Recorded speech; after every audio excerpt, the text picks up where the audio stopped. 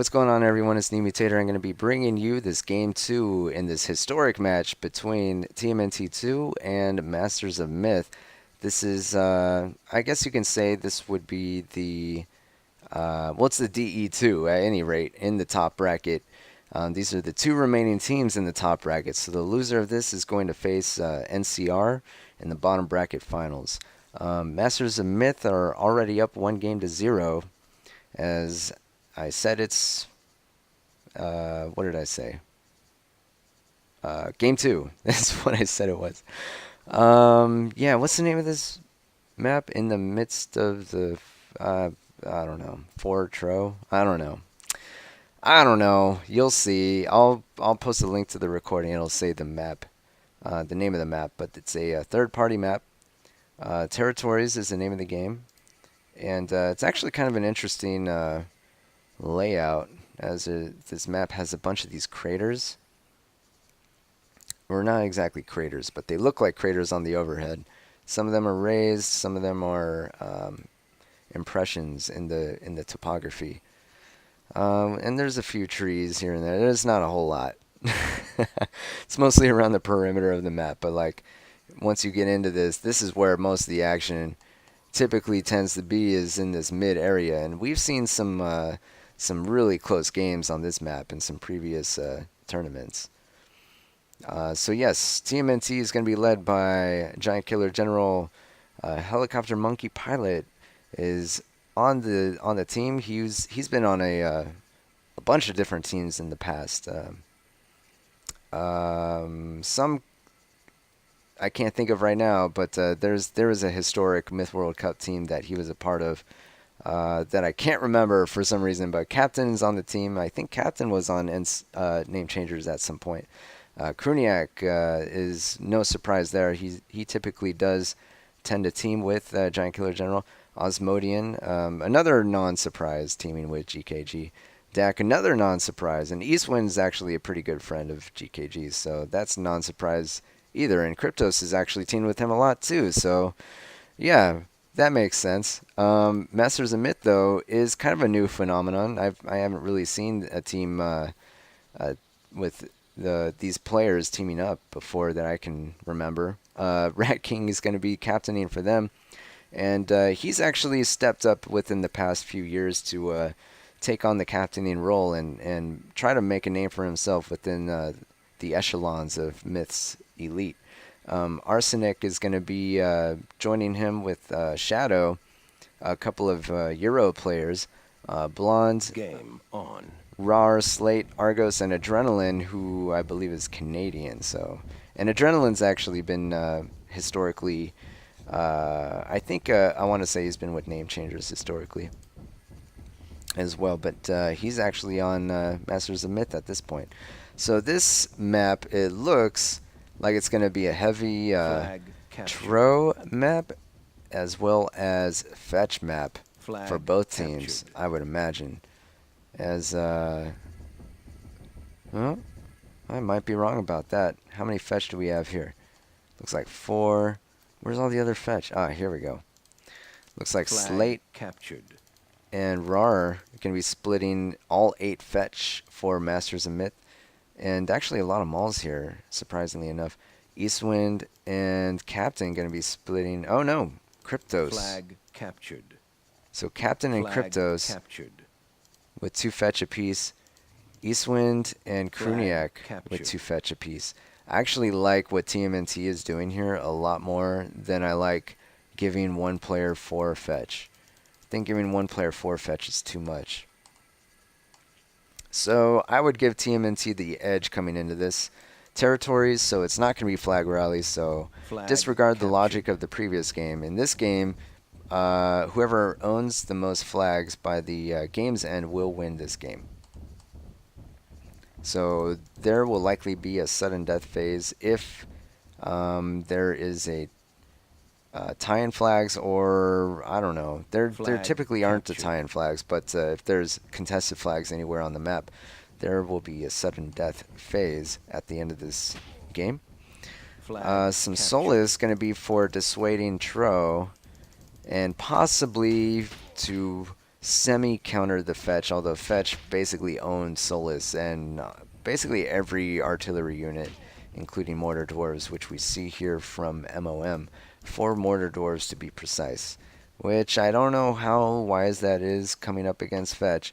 I don't think TMNT traded for mortar dwarves on this map, which I think is probably um, a good indication for them, as I think mortar dwarves probably not going to have the best utility in this kind of situation.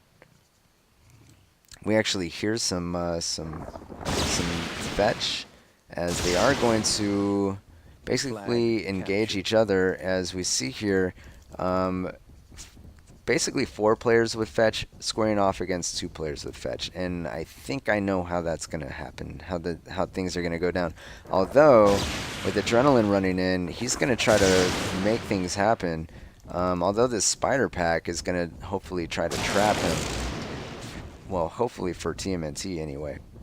Although all it takes is one well-placed fetch shot, and all those spiders are basically done.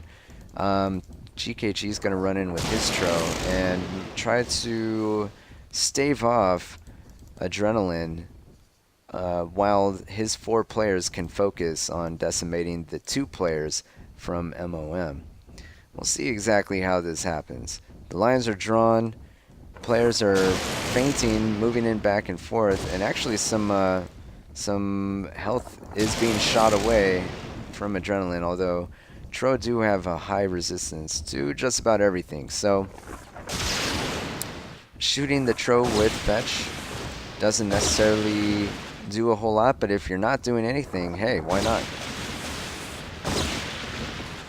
As you can see, the way that these fights go in high-level myth play, you don't actually click on the opposing team's units.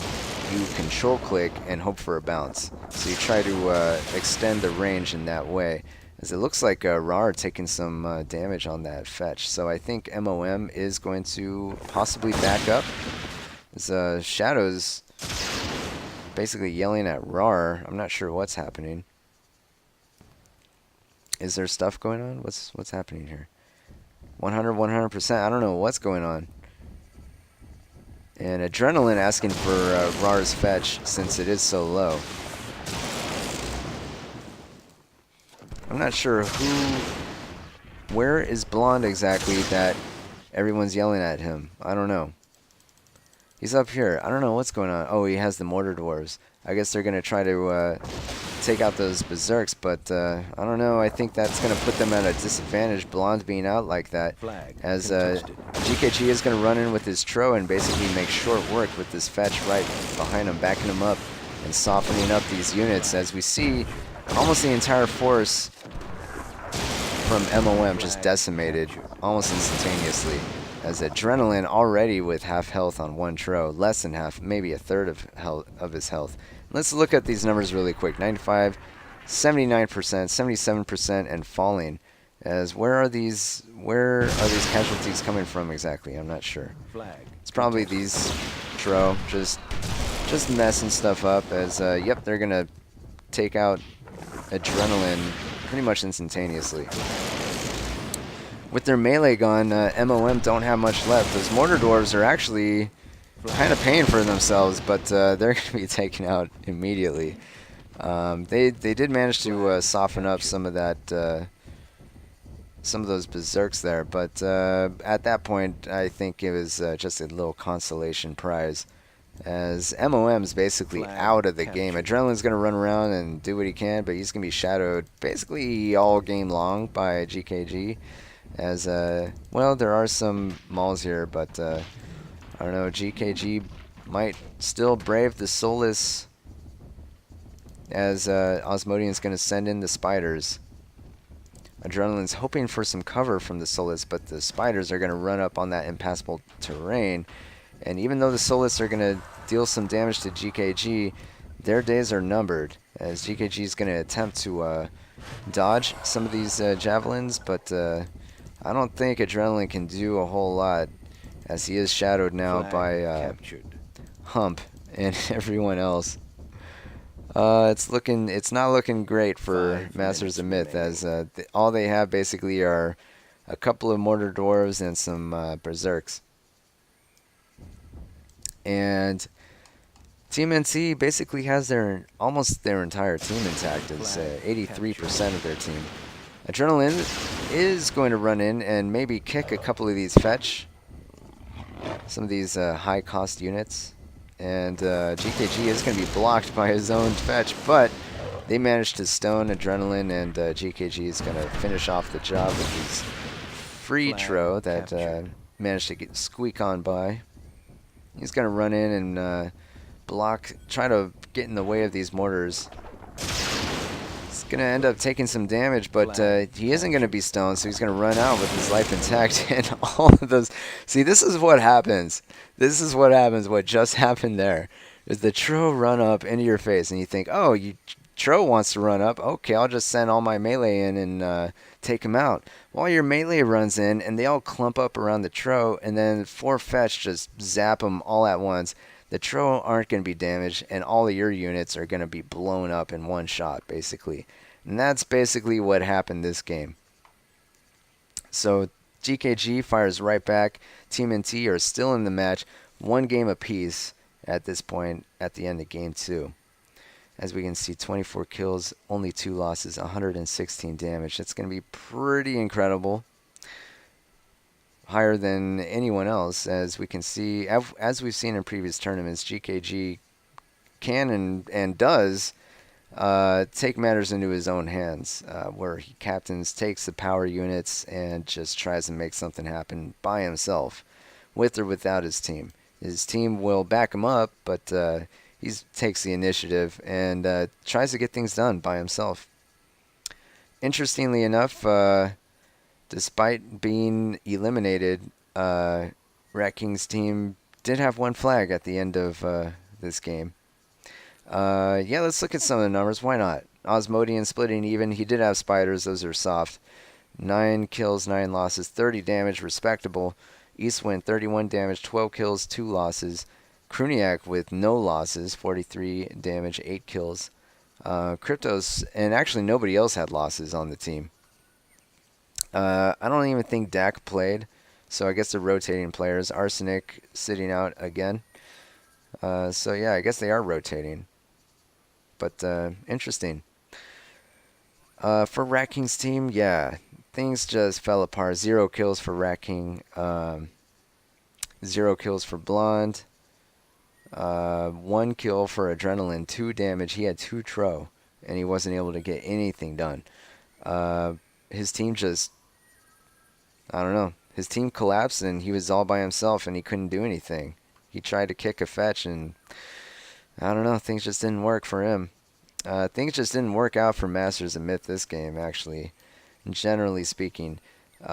Slate and Shadow had the most damage for their team, 24 and 19 respectively, 6 kills apiece, but even they were not able to break into positive ratios. So that's going to be it for Game 2, everyone. Thanks for watching.